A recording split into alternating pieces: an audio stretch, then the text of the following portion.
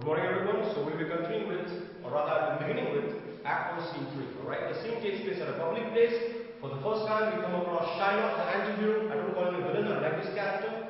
Bassanio and Antonio. First, Bassanio will go to Shylock to convince him to pay him a loan of 3,000 ducats so that he can go to Belmont and do Portia.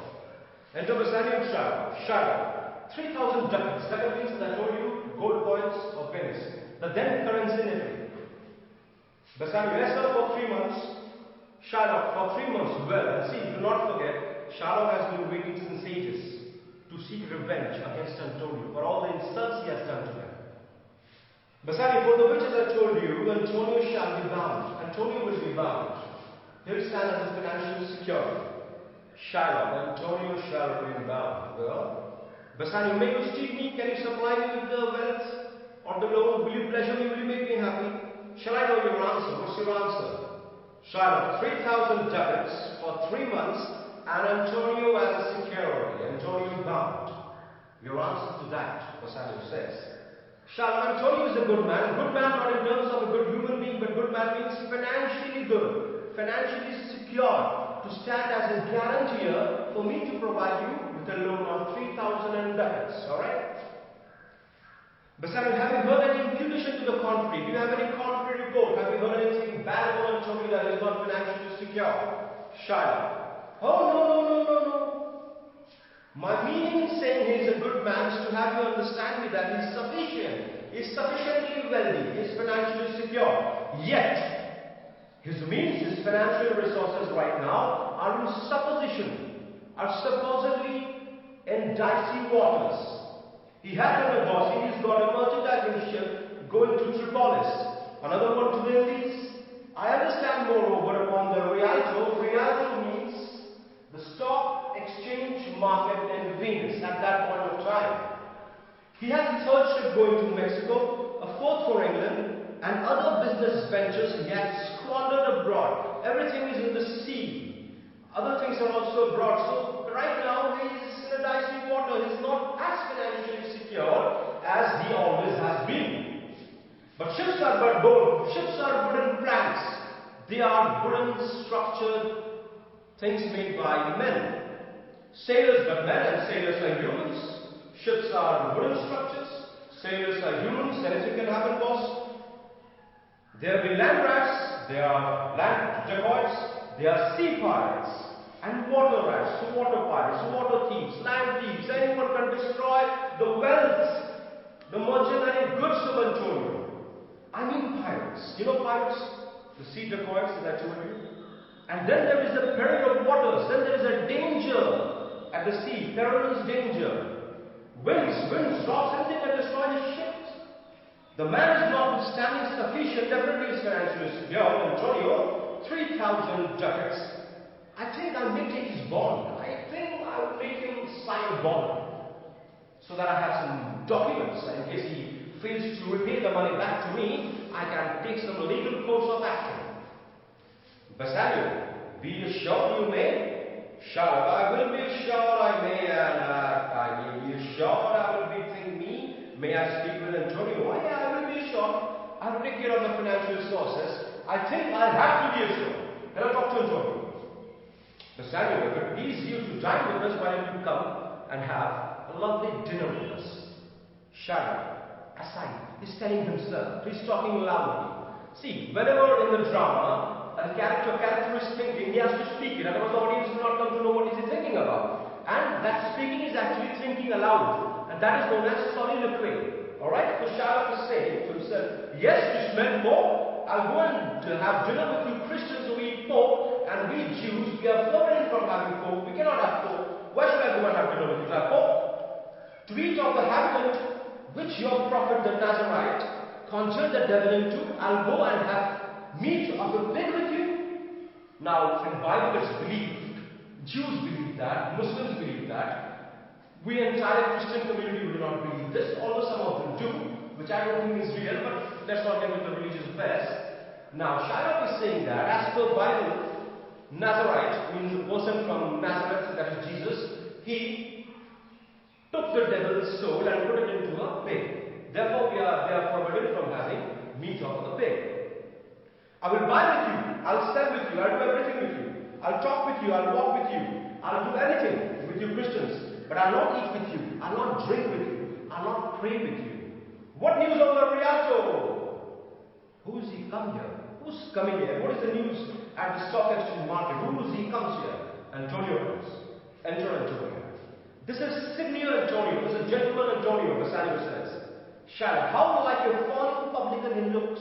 He looks like a fawning. Fawning means the nature of a servant. When you try to please somebody, you go out of your way and try to butter him and please him. That is known as a servitude kind of attitude. Fawning means a servant-like quality. Publican actually means a tax collector.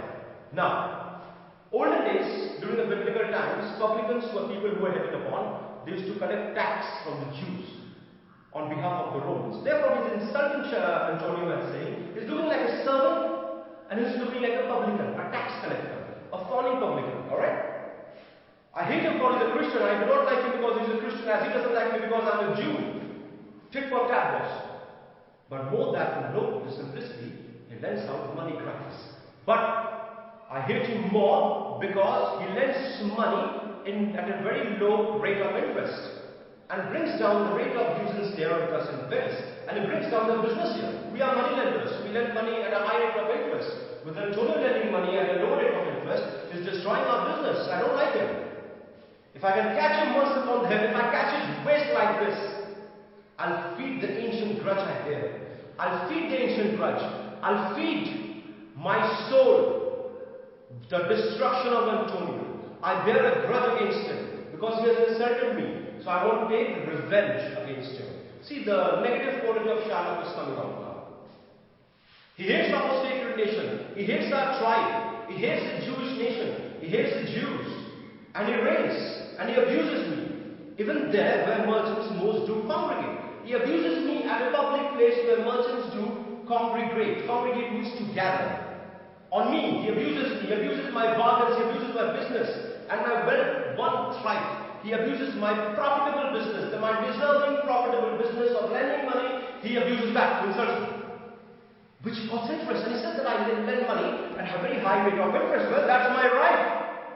If you lend money at a low rate of interest, that's your freaking problem, not mine. You cannot abuse me. Alright? See, this is the depth of Shylock's sorrows that is coming out. You curse my tribe, you curse the Jews. And cursed be my tribe, and my tribe should be cursed if I forgive him. I'm not going to forgive him. Bassanio. Shylock, you hear? See, Shylock was talking to himself. Alright? Excuse me? Shylock. I'm debating of my present store. I'm just thinking about my financial assets right now. And by the near guess of my memory, I cannot instantly raise up the gross of full 3,000 ducats. I cannot raise up the money now. But I can go to Tubal, a wealthy Hebrew, a wealthy Jewish man. He can furnish me with the money. To Antonio, rescue fair good here. How are you? Your worship was the last man in our mouths, and we were not even talking about you, but you have come here. So we'll continue with Antonio's speech in the next session. All the best. God bless you.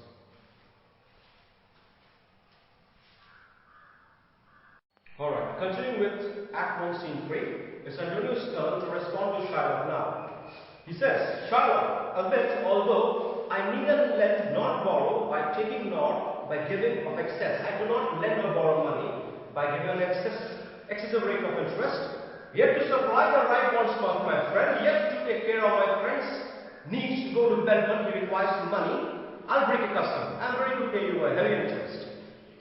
Is he yet possessed? How much he would? Did he get his money? How much are you providing him with?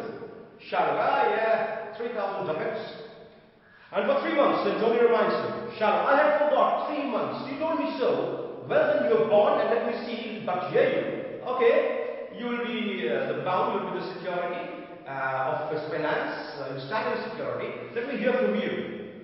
Me thought you said you neither lend nor borrow upon advantage. I thought you said that you do not lend money or borrow money for the sake of advantage. You do not lend or borrow money with the rate of interest, but you want to borrow money from me now with the rate of interest. So what happens to principles? Okay? Until I do never use it. I don't use it. I don't borrow money for my own personal use. Shylock. When Jacob, alright, before coming to the story of Jacob, let me tell you one thing. As per Bible, there was a man Abraham, from where all the religions, the biblical religions like Christianity, Judaism, the Jews, and later on Islam also all started from Abraham. So all these three religions are known as Abrahamic religion.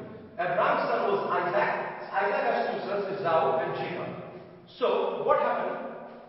In a due course of time, there were two stories in the Bible. One story is that Isaac wanted to bless Esau with his property, I mean Abraham's property. So he told him that, why don't you go get me some goats and make some meat, provide me with a tasty meal, and then I will give you my blessings. Isaac was blind. Now, Jacob's mother, who was Esau's stepmother, she heard that. She asked Jacob to go and fetch her two goats. She made a very tasty meal, fed it to Isaac. But Isaac grew suspicious. He was blind, he was suspicious that this is not Esau, this is Jacob. But anyways, he blessed him. Another story was, Jacob used to work for his uncle Laban, to take care and raise his sheep. Uncle Laban told Jacob that, as for his wages, all the sheep that will be coming out with stripes or black spots will belong to Jacob. Jacob did a trick here. What he did when the sheep were mating, they were breeding, he put some wooden posts and painted them black. The female sheep used to look towards that all the time while mating, and that influenced in the baby sheep coming out with stripes, and Jacob got entire property. Alright? So he did some tricks to make profit. Now, Shylock will be giving this biblical reference to show to Antonio that Christians also made profits by using tricks. Okay? Let's continue. Shylock, when Jacob grazed his uncle Laban's sheep, when he used to graze uncle Laban's sheep, this Jacob from our holy Abraham was, as his wise mother wrought in his behalf, the third possessor. This Jacob had a wise mother who also did some tricks, and by making him the third possessor. After Abraham, second possessor of property was Isaac, third became Jacob, not Esau, because his mother tricked by making a meal herself and presented Jacob as Esau in front of the blind Isaac. Antonio. And what of him? Did he take interest? Did he take money and interest or what? Shylock. No, not take interest, not as you would say. Directly interest, mark what Jacob did. No, Jacob did not take direct interest. But see what he did. When Laban and himself were compromised, that all the unlings, means baby sheep, newborn lambs, which were streaked, spotted and pied, should fall as Jacob's hire. So all the sheep that will be born with mark and spots will fall into Jacob's property. The EVs being ranked in the end of autumn turned to the rams. So the meeting was going on and Jacob did this trick. So this is not in your IC syllabus, rest of the portions will come to Antonio's speech. This was a venture. What Jacob did to make the ship strike was a business venture.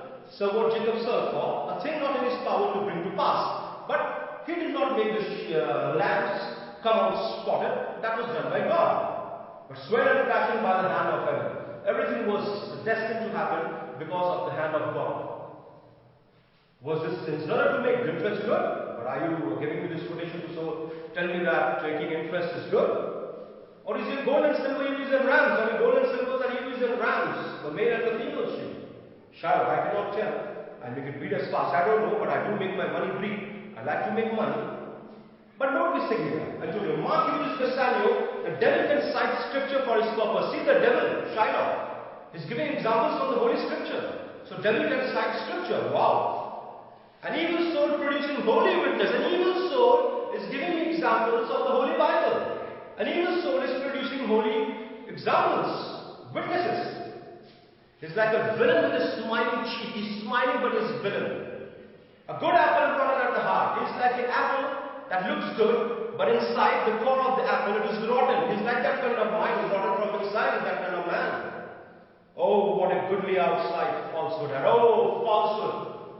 You always come with good appearance, and inside your reality comes out. People who are fake and false, they always do good, but inside they're always evil, just like Shylock is right now. Shylock, 3,000 ducats. It's a good round sum. 3 months from 12. 3 months. There are 12 months in total. Now let me see the rate. Antonio, well, Shylock, shall we be holding to you? Should we be indebted to you? Shylock, General Antonio, many a time and often the reality you have rated me. Many a time you have shouted at me. Rated me means you have scolded me. You have shouted at me because of my money, how I use my money. Still have I borne it with a patient shrug. but I've always tolerated your nonsense and your insults with a patient shrug, with a shrug of the shoulders. Okay, everything is fine. For sufferance is the badge of all our tribe, because we Jews are born to suffer. Sufferance is the symbol of our Jewish tribe. You call me misbeliever, you call me misbeliever because I do not believe in Jesus. Jews, they believe in Jehovah. Okay, not in Jesus. You call me a cutthroat dog. You spit upon the Jewish garment. I use a long loose coat, the black coat that the Jews wear, and you spit on my jacket. And all for because I'm using my own money. Well then it now appears you need my help, but right now you need my help. Go to them, you come to me and you say, Shylock, we shall have money. You say so. So you have come to me and you're telling me, Shylock, I need your money? You that did while you rave upon my beard, same person who spat on my beard and put me as you spurn a strange cur, and you kick me out as you kick out a stray dog from your house, over your threshold, like you kick out a dog from your door, or a dog from your doorstep, you kick me.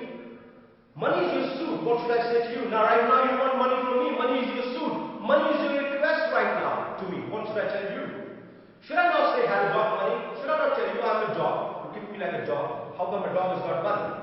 Is it possible a dog can lend 3,000 ducats? Or shall I bend low in a bondsman key with bated breath and whispering humbleness say this?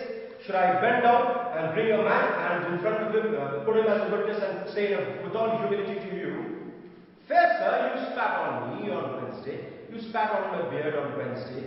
You spurned me, you insulted me on so and so day. Another time you called me a dog. And for all these courtesies, I'll lend you this much money. Wow, do you want me to talk to you like that?